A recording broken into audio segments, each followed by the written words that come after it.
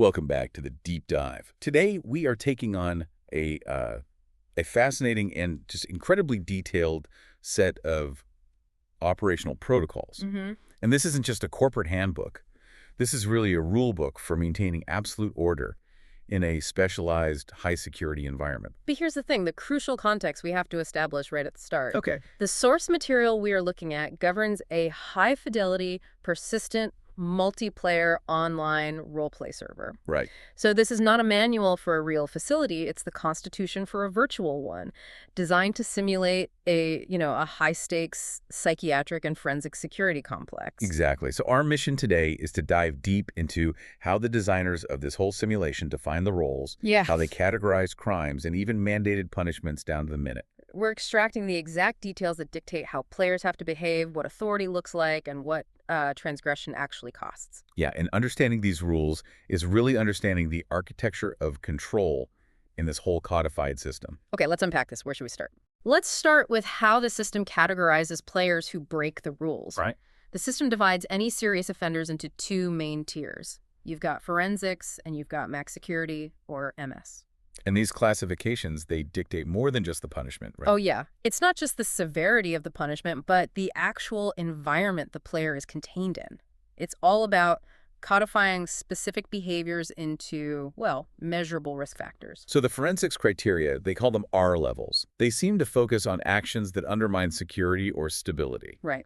Like R1, for instance, is just the detection of contraband.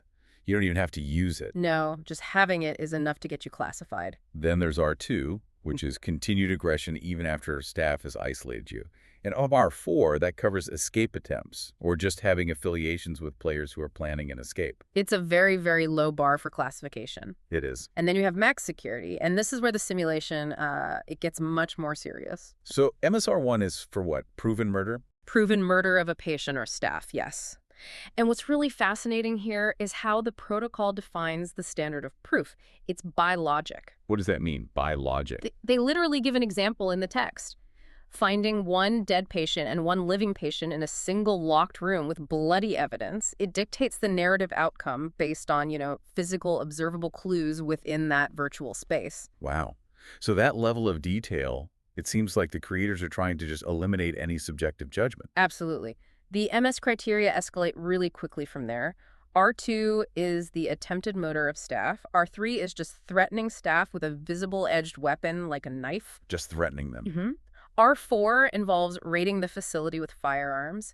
And R5 is the offense of nearly escaping or, well, already being outside the facility premises. So the whole hierarchy of violence and external threat is just meticulously laid out. And what's really fascinating here are the MS sentencing regulations. This isn't a suggestion. It's a mandated tariff system. And staff have to announce it. They're required to publicly advert or announce the exact punishment time and the specific R-level reference, So that ensured the consequences are totally transparent. which is a core tenet of maintaining order in a player-run system like this. Okay, let's break down that minute system because this is where the analysis gets really juicy.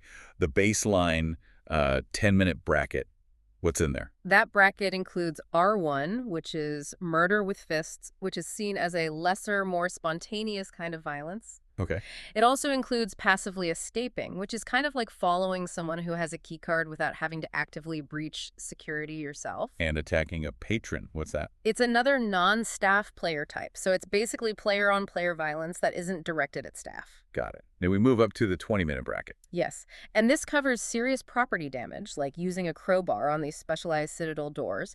It also covers murder by bludgeoning, with chairs, barrels, a sledgehammer. But there's a really critical detail in this bracket, R3.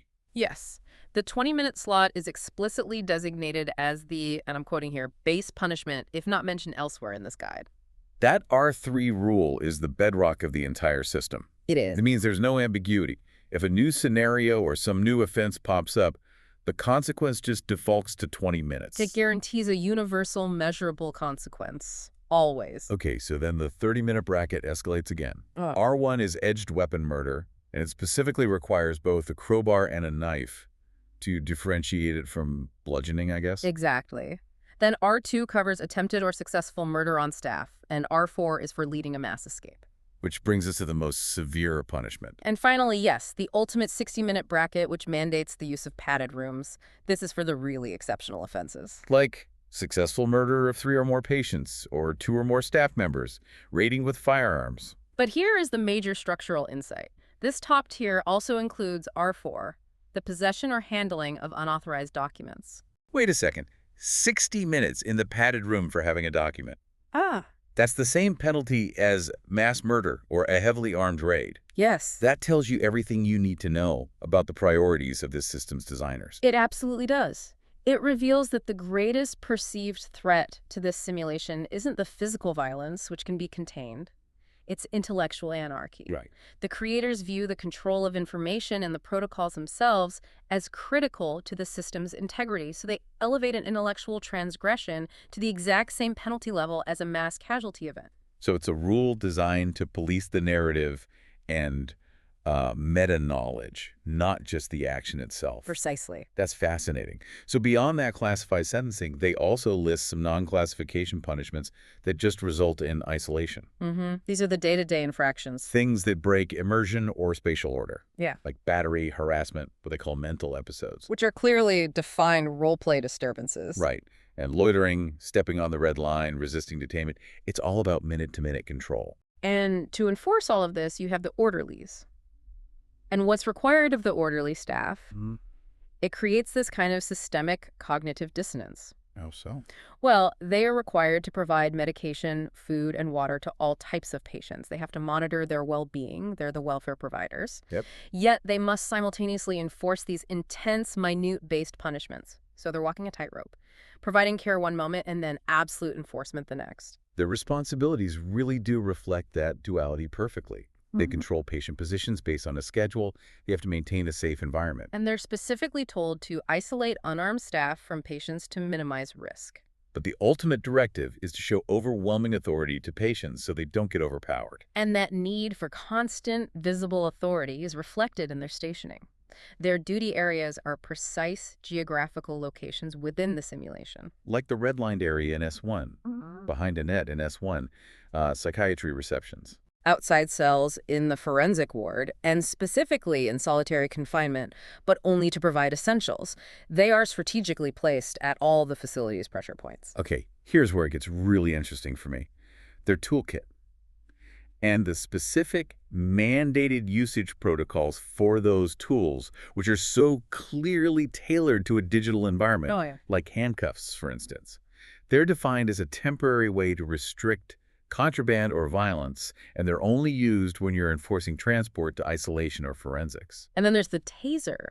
The protocols mandate not just how to use it. It's a physics-based weapon, right? Yeah. Meaning it causes a visible physical reaction on the target player. Exactly, but they also mandate what you have to say. Staff are required to deploy the phrase taser, taser, taser on their microphone before they activate it. Why the verbal code, though? Well, because in a chaotic online environment, the staff need to clearly signal to other players and other staff that force is being used, and that the resulting physical reaction, the ragdoll effect, is protocol-driven, not just some random attack. So when is it used?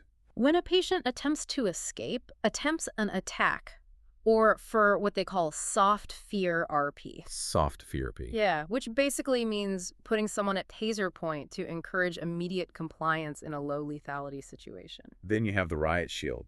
It stuns the player briefly when they get hit with it. And that's also carefully defined. It's designated for close quarter situations, specifically against groups of aggressive patients, and for stunning patients before cuffing them if there are multiple targets. And there are other tools, too, like the metal detector, where random checking is explicitly allowed to enforce the contraband rule. And the stun gun, which is restricted to higher-level staff, used specifically to ragdoll a player who is choking the user. Wow. And the coordination of all these specialized tools, it must rely on really rigorous communication. It does. The protocols mandate radio callouts for 4 things and only 4 things. Let me guess. Medkit replacement. That's 1. Door fixing, backup and location, and danger and location. The whole system relies on immediate, standardized communication to manage those high-stakes moments.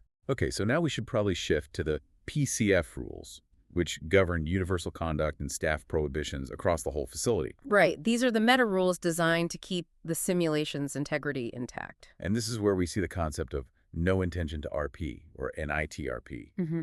The rules explicitly forbid using medicine, eating food, or drinking during combat for HP or stamina benefits. With one exception for specific health boosters. But yeah, spamming medicine is also forbidden. And this rule exists to stop players from just exploiting game mechanics to win a fight outside the roleplay narrative, right? Exactly. It ensures conflicts feel realistic and have high stakes. And the punishment for breaking these rules is pretty clear. Very clear. Warn, then kick, then ban. But they also say the warn can be skipped if the person is obviously aware they're breaking a rule. But exploiting the game mechanics, Right. that's a whole other level. Oh yeah, that results in an immediate permanent ban, which tells you that the integrity of the simulation is the highest value the designers are trying to protect. Okay, then we get into the really detailed rules of Fear RP. This is a big one. This concept dictates that if a gun, taser, or knife is visibly pointed at you, the player must comply with orders or actively try to flee. You are prohibited from attacking or even approaching the threat. Compliance is paramount. And the rules on retaliation are just as complex. The only time you're allowed to attack under Fear RP is if the person threatening you is turned away and alone. Right.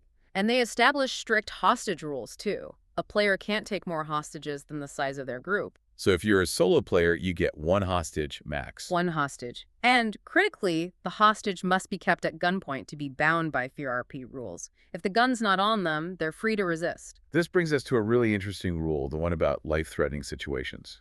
It's a major constraint on the staff. It is. The rules state you cannot do risky actions that you won't do IRL. And they give an example, right? Explicitly shooting a hostage taker when they're actively holding the hostage at gunpoint. Yes. This is a direct mandate to prioritize the immediate physical safety of the player portraying the hostage. So if staff want to avoid giving in to demands, they can't just rush in. They have to set up a surprise attack from a location where the hostage taker can't see them or where visibility is very low. You cannot just openly shoot the threat if it risks the life of that hostage. And this mandate, prioritizing de-escalation in these high-risk scenarios, it stands in pretty stark contrast to some of the other staff conduct rules, which are also incredibly strict. Like what? Well, for example, staff have to strictly perform their intended job. They can't commit what is universally referred to as retard RP. Which is their term for stupid immersion-breaking behavior or acting like a child. Exactly. And this rule might sound funny, but it's clearly central to their idea of immersion. Because stupid behavior, or even just sitting on top of tables or desks, which falls under that category, results in an instant job ban. And the staff also have to show movement around the facility. They can't just stay in one static area. They're required to patrol and be an active, visible presence. Okay, but when force is applied, the staff are given this very specific and I think somewhat contradictory directive. Which is what? Staff must meet force with greater force to demonstrate their authority. Oh. The example given is hitting a patient with a baton for just a push. But this directive is immediately followed by a crucial caveat. Excessive force is prohibited. Right.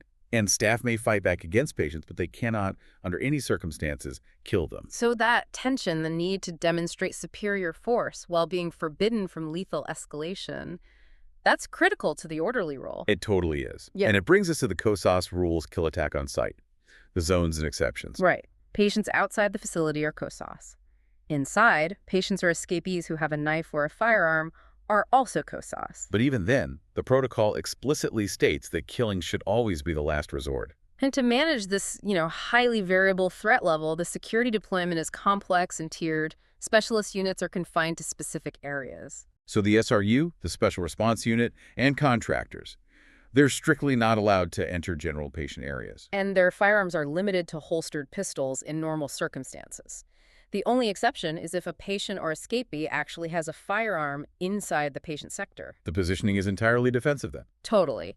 SRU must be stationed defensively, defending main perimeter areas like the Citadel and the entrance. The SSC, or Security Support Contractors, they station in areas where assault rifles aren't needed. Like S2, the Max Security Ward Door, Psychiatry. Exactly. And if you're a higher level security, Enforcement Orderly Plus, meaning you have upgraded weapons, your stationing has to mirror the SRU. You focus on those primary defensive locations. So this meticulous zoning, it ensures that different levels of armed force are contained to the appropriate locations. It minimizes risk in the patient wards.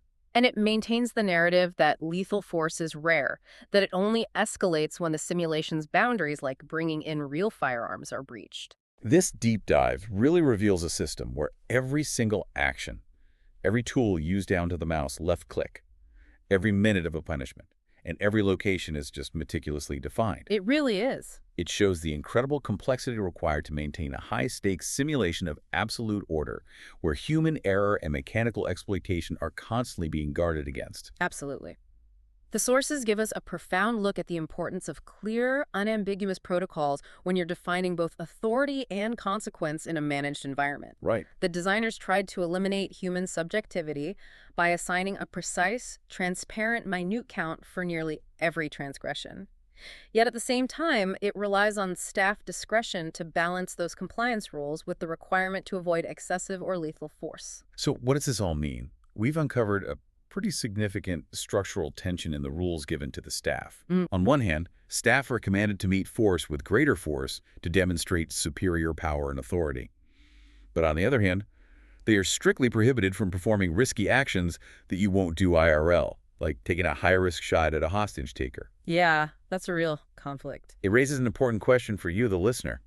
If the system is designed to create overwhelming control, how can staff effectively show authority when their hands are tied in the most severe moments of conflict? It really seems like the system prioritizes immersion and player safety above the staff's ability to exert ultimate lethal control.